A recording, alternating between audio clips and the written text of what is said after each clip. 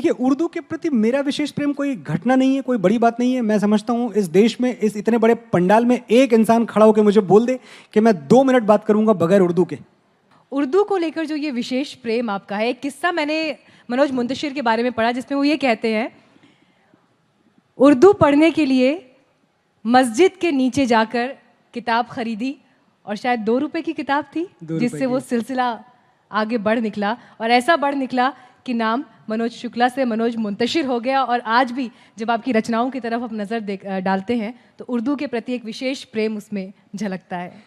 देखिए, उर्दू के प्रति मेरा विशेष प्रेम कोई घटना नहीं है, कोई बड़ी बात नहीं है। मैं समझता हूँ इस देश में, इस इतने बड़े पंडाल में एक इंसान खड़ा होकर मुझे बोल दे कि मैं 2 मिनट बात करूंगा बगैर उर्दू के, तो मैं उसके आगे झुक जाऊंगा। हो ही नहीं सकता।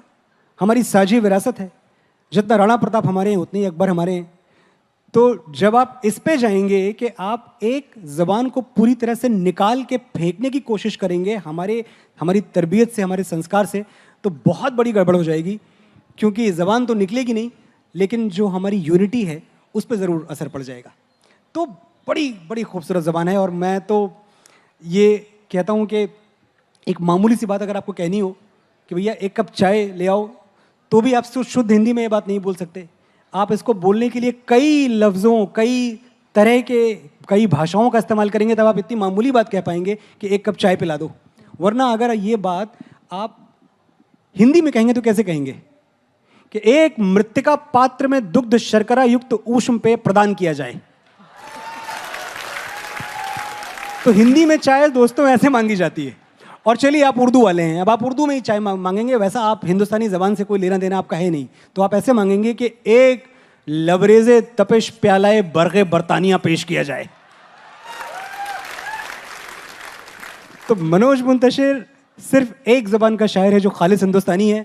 मैं चाय को चाय कहता हूँ और मेरी शायरी भी चाय को चाय कहती है। आप तो अमेठी में भी रहे, फिर इलाहाबाद भी मूव हुए, और जिस तरह से आप गंगा जमुनी तहजीब का यहाँ जिक्र कर रहे हैं, बड़ा खूबसूरत ये एहसास है।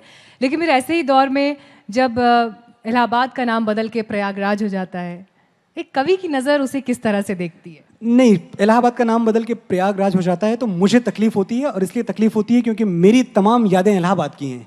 तो मुझे ऐसे ही लगता है जैसे मेरी माँ का नाम किसी ने बदल दिया। मैं तो जब पैदा हुआ था मैं उनको प्रेमा शुक्ला के नाम से जानता था। अब अचानक कल कोई आए और बोले अब इनका नाम सविता है, तो मैं सविता से कनेक्ट कैसे करूँगा? मेरी माँ का नाम प्रेमा शुक्ला है, मैं वही नाम जानता हूँ।